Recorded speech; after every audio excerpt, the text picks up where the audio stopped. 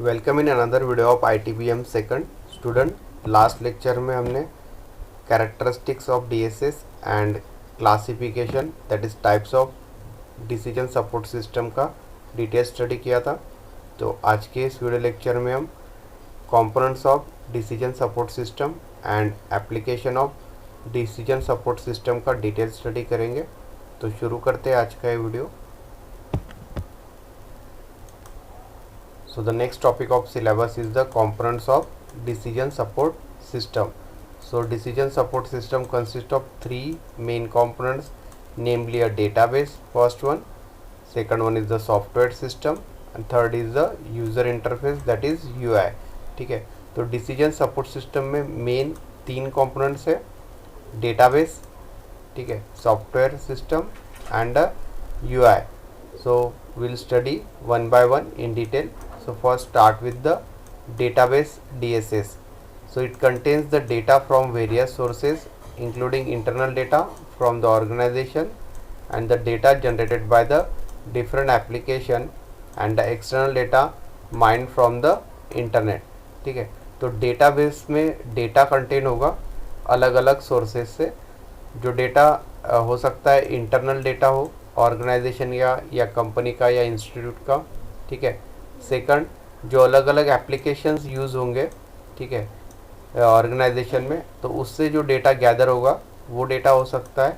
या थर्ड, जो external data होगा that is from the internet, ठीक है। तो ये थ्री अलग अलग कैटेगरीज है या सोर्सेस है डेटा को गैदर करने के या एक्वायर करने के, ठीक है। तो जैसे अलग अलग एप्लीकेशंस है, जैसे अगर ऑर्गेनाइजेशन का कोई वेबसाइट है, ठीक है, तो वेबसाइट में कॉन्टैक्ट्स का पेज है, वहाँ पे अगर कोई क्लाइंट ने या यूज़र ने वहाँ पे इंफॉर्मेशन पुटअप किया, ठीक है, तो वो भी as a application data organization में रिसीव होगा, ठीक है। Again some external data from the internet, तो इंटरनेट से जो भी डेटा गैदर होगा that is also save in the database of the organization. So the decision support system has a database that can be a small database or standalone database or a huge data warehouse supporting the information needs in the organization, ठीक है। तो decision support system में जो database होगा वो एक small database भी हो सकता है फॉर स्मॉल ऑर्गेनाइजेशन, या जो लार्जर ऑर्गेनाइजेशन है उसके लिए एक डेटा वेयर हाउस होगा, ठीक है।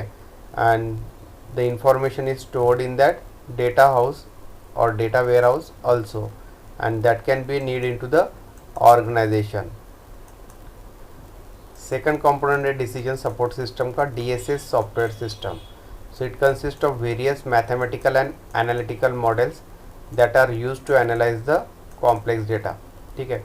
तो decision support system software system में जो अलग अलग मैथमेटिकल एंड एनालिटिकल मॉडल्स है, ठीक है, तो उसका कॉम्बिनेशन यूज़ होगा जो कॉम्प्लेक्स डेटा अवेलेबल है, ठीक है, उसको प्रोसेस करने के लिए या उसे समराइज या सिंपल फॉर्म में उसको फॉर्मेट करने के लिए जो अलग अलग मेथड्स यूज़ होंगे उसमें मैथमेटिकल एंड एनालिटिकल मॉडल्स का यूज़ होगा सॉफ्टवेयर सिस्टम में, ठीक है। So they are producing the required information. So model predicts the output in the basis of different inputs or the different condition, or find out the combination of condition and the input that is required to produce the desired output, ठीक है। तो ये जो models use होंगे analytical and mathematical, तो इनका जो output रहेगा वो डिपेंड रहेगा अलग अलग इनपुट्स या डिफरेंट कंडीशंस पे, ठीक है। So different mathematical conditions are applied on the different types of inputs which are received in this software system and find out the combination of condition. तो अलग अलग conditions को ये model check करेंगे and depending on the input and they require the desired or produce the desired output from this software system. So decision support system may be comprise different models where each model performs the specific function. तो decision support system में अलग अलग models का use किया जाता है, ठीक है, स्पेसिफिक फंक्शन के लिए। So the selection of model that must be included in the decision support system family dependent on the user requirement and the purpose of the DSS. ठीक है, तो इसमें अलग अलग मॉडल्स इंक्लूडेड है डिसीजन सपोर्ट सिस्टम के software system में. ठीक है, तो यहाँ पे कौन सा मॉडल चूज़ करना है, so that will depends on the user requirement. ठीक है, and the purpose of DSS. ठीक है, तो यूज़र का क्या रिक्वायरमेंट है एंड किस पर्पज़ से वो डिसीजन सपोर्ट सिस्टम डिज़ाइन किया है उस पर डिपेंड होगा selection of model. So here some predefined models are given. So also some commonly used mathematical and statistical models are as follows. So first we'll see the statistical model.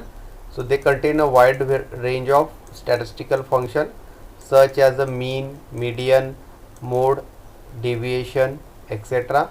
These models are used to establish the relationship between the occurrence of event and the various factors related to that event. ठीक है, तो statistical model system में wide functions use होंगे. जो statistical function है जैसे mean, median या mode या डेविएशन जो है स्टैंडर्ड डेविएशन. ठीक है, तो ये सब मॉडल्स का यूज़ करके एक रिलेशनशिप डेवलप होगा, एस्टेब्लिश होगा, that is on occurrence of event, means जो इवेंट ऑकर होगा उस पर, and various factor related to that particular event.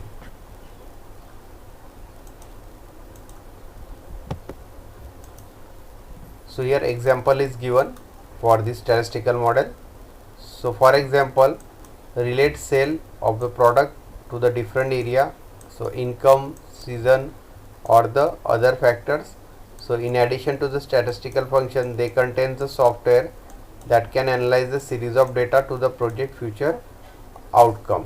ठीक है, तो यहाँ पे जो प्रोडक्ट सेल होगा एक पर्टिकुलर ऑर्गेनाइजेशन का अलग अलग एरियाज़ में. ठीक है, उसका इनकम अलग अलग रहेगा, सीज़न वाइज वो प्रोडक्ट सेल होगा. ठीक है, तो अलग अलग फैक्टर्स का यहाँ पे स्टडी किया जाएगा स्टैटिस्टिकल मॉडल में. ठीक है, and that will generate the required output.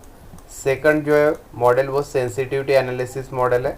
These are use to provide the answer to what if the situation occurring frequently in an organization. ठीक है, अगर कोई सिचुएशन पर्टिकुलरली या फ्रीक्वेंटली ऑकर होता है ऑर्गेनाइजेशन में. ठीक है, तो उसके रिगार्डिंग क्या सोल्यूशन होगा, so that will be a sensitivity analysis model.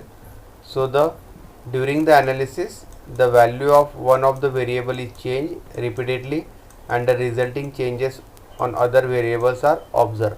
तो इस सिस्टम में जो एक वेरिएबल्स है. ठीक है, तो वेरिएबल्स का वैल्यू कंटिन्यूसली चेंज होगा.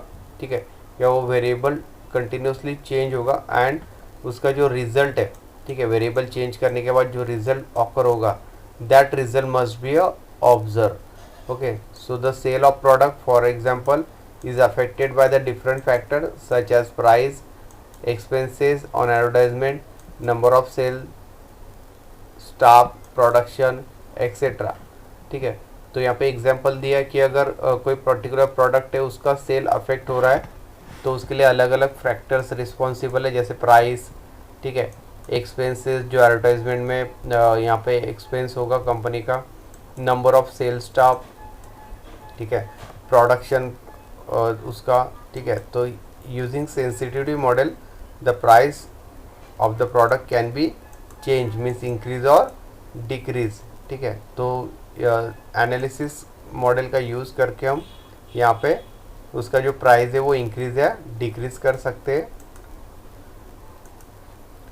Third one is the optimization analysis model. So they are use to find the optimum value of the target variable under given circumstances. ठीक है, तो यहाँ पे ऑप्टिमाइजेशन एनालिसिस मॉडल का यूज़ जो होता है वो ऑप्टिमम वैल्यू है जो टारगेट वेरिएबल का. ठीक है, अंडर डिफरेंट कंडीशंस. ठीक है, तो वो फाइंड करने के लिए यूज़ किया जाता है. They are widely use for making decision related to the optimum utilization of resources in the organization. ठीक है, मीन्स कम से कम रिसोर्सेज या रॉ मटेरियल का यूज़ करके हम किस तरह से क्वालिटी प्रोडक्ट फॉर्म कर सकते हैं. ठीक है, तो वो ऑप्टिमाइजेशन एनालिसिस मॉडल के ज़रिए इजीली वर्कआउट हो सकता है. Next one is the forecasting model.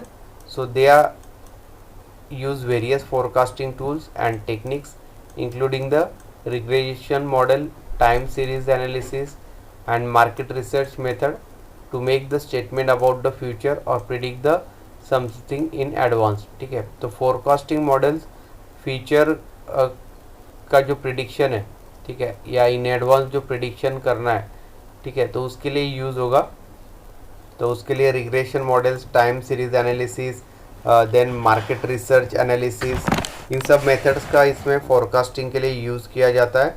ठीक है, so they provide the information that helps in analysing the business condition and making the future plans. ठीक है, तो ये सारी जो इन्फॉर्मेशन है, ठीक है, उसका यूज़ करके जो बिजनेस कंडीशंस है, ठीक है, करंट बिजनेस कंडीशन एंड उस कंपनी का फ्यूचर ग्रोथ क्या होगा, ठीक है, या फ्यूचर प्लान्स बनाने के लिए इस इंफॉर्मेशन का यूज़ किया जाता है by using this forecasting model.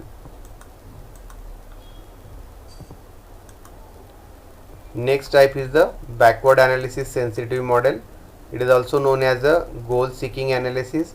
The technique followed in these models is just opposite to the techniques applied in sensitivity analysis model. ठीक है, तो जो हमने sensitivity analysis model का स्टडी किया उसके जस्ट अपोजिट है बैकवर्ड एनालिसिस, क्योंकि उसका नाम ही बैकवर्ड एनालिसिस सेंसिटिविटी मॉडल. तो सेंसिटिविटी मॉडल के जस्ट अपोजिट प्रोसेस है बैकवर्ड एनालिसिस में.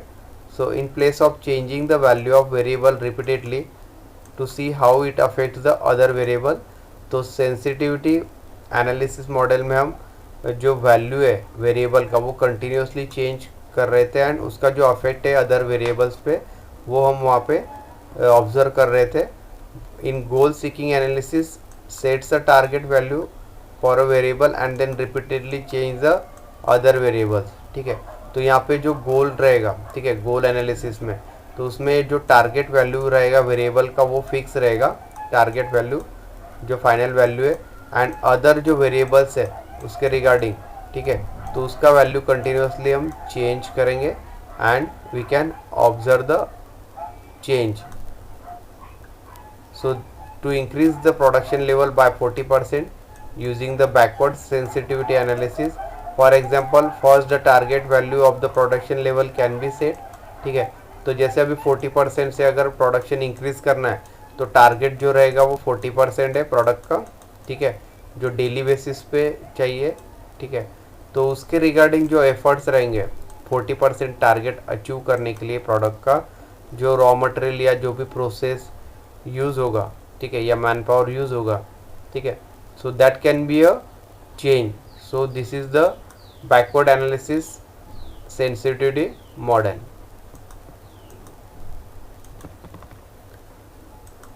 And the last one is the DSS user interface, that is UI. So it is an interactive graphical interface which makes the interaction easier between the DSS and its user. ठीक है, तो जो UI है user interface है, ठीक है, तो that is interaction of graphical interface that makes the easier between the DSS and its user. तो जो यूज़र डिसीजन सपोर्ट सिस्टम का यूज़ करेगा, ठीक है, so that is the computerize software system. ठीक है, तो इंटरेक्शन के लिए जो है इंटरफेस यूज़ होगा, that is the user interface UI in the software. So it displays the result, that is the output of the analysis in the various forms such as text, table, charts and graphic. तो जो output result display होगा decision support system का, ठीक है, तो वो अलग अलग फॉर्मेट्स में होगा, जैसे टेक्स्ट है, टेबल है, चार्ट है या ग्राफिक्स. ठीक है, so that is the user interface. So the user can select the appropriate option to view the output according to his requirement. ठीक है, तो according to the requirements of user जिस form में भी उसको इन्फॉर्मेशन वहाँ पे आउटपुट चाहिए, ठीक है, या सी करना है, तो वो वहाँ पे चेंज कर सकता है, जैसे text, table, charts, graphic, histogram, like that. Okay, next topic of syllabus is the application of DSS. ठीक है, तो DSS का यूज़ कहाँ कहाँ होता है, ठीक है, तो उसका हमें स्टडी करना है. इस टॉपिक के अंदर।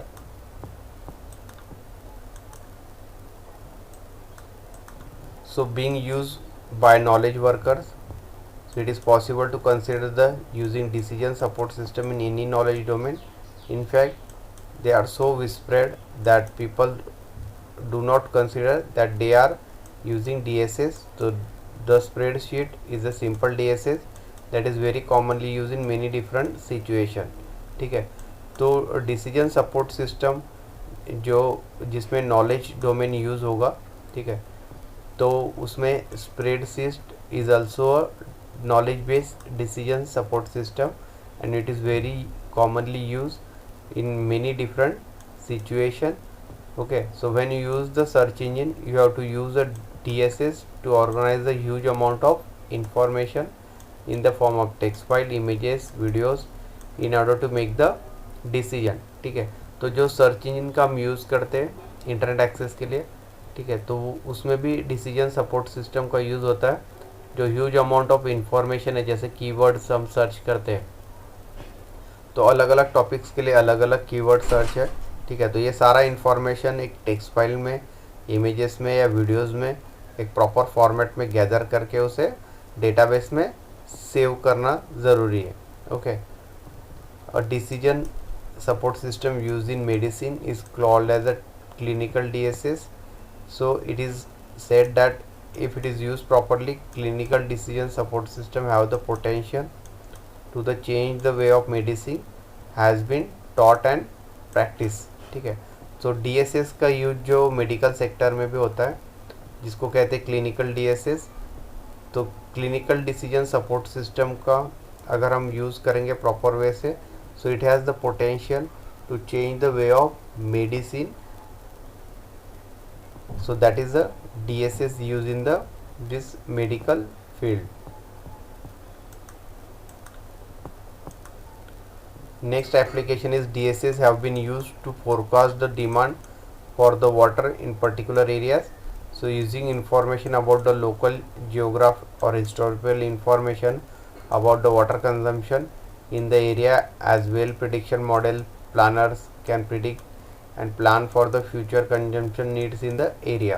ठीक है, तो डिसीजन सपोर्ट सिस्टम का यूज़ करके हम जो डिमांड है वाटर का अलग अलग पर्टिकुलर एरियाज़ में, ठीक है, तो उस पर हम डिसीजन ले सकते हैं एक्यूरेटली. ठीक है, तो जो इन्फॉर्मेशन है अलग अलग जियोग्राफिकल एरियाज़ का या हिस्टोरिकल इंफॉर्मेशन है about the water consumption in particular area, ठीक है, तो उसको प्रिडिक्ट करके हम कुछ मॉडल डिज़ाइन कर सकते हैं and we can plan on that prediction for the future consumption of the और the needs in that area for the water. Also DSS can be use in the integrating weather condition and the air traffic management for optimising the reservoir operations, auditing the health insurance और health insurance claim, financial planning for small business and designing the right network. ठीक है, तो decision support system का use करके हम weather condition and air traffic को भी manage कर सकते हैं. ठीक है, ये ऑप्टिमाइज़ कर सकते हैं and financial planning and health insurance claims को भी हम इजीली वहाँ पे टैकल कर सकते हैं by using this decision support system.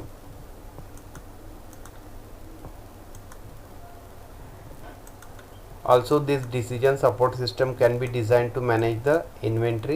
So DSS can come in handy by evaluating the stock held in the facility or any other types of business asset that can be a move around or otherwise optimize. ठीक है, तो inventory support system का हमें detail study करना है आने वाले lectures में. ठीक है, तो इन्वेंट्री सपोर्ट सिस्टम के लिए भी DSS का यूज़ किया जा सकता है. ठीक है, जो प्रॉपर मैनेजमेंट होगा इसका, वो स्टॉक्स जो अवेलेबल है गोडाउन में, ठीक है, तो उसका पूरा जो मेंटेनेंस रहेगा, ठीक है, तो वो सब DSS के ज़रिए हम वहाँ पे मेंटेन कर सकते हैं स्टॉक का अवेलेबिलिटी. ठीक है, then use of DSS for sale optimization and sale projection. Decision support technology can be also use as a tool that analyse the sales data and makes the prediction or monitors the existing pattern. whether it's big picture decision support system, active passive solution, and other kind of disease tool. Planners often tackle the cell number using variety of decision support resources. ठीक है, तो decision support system का हम sales and sale projection में भी use कर सकते हैं. According to demand and supply of the from the market we can sell out the and produce the number of products in the manufacturing. So that will help for the company to take the decision regarding the sales. Also utilize the DSS to optimize the industry specific system. There are other uses for powerful software options to make a good projections on the future for the business or get an overall bird's eye view of events that determines the company's progress. ठीक है, तो decision support system का use करके हम good projections design कर सकते हैं future of the business. ठीक है, मीन्स हम एक लार्जर व्यू उस पर्टिकुलर बिजनेस का हम व्यू कर सकते हैं by using this decision support system which is one of the powerful software option available. So these are the some main advantages and of decision support system which are used in the different applications of DSS. ठीक है, तो यहाँ पे हमने अलग अलग sectors में DSS का किस तरह से इफ़िशिएंटली हम यूज़ कर सकते हैं उसका हमने डिटेल स्टडी किया है इस एप्लीकेशन ऑफ DSS टॉपिक के अंदर.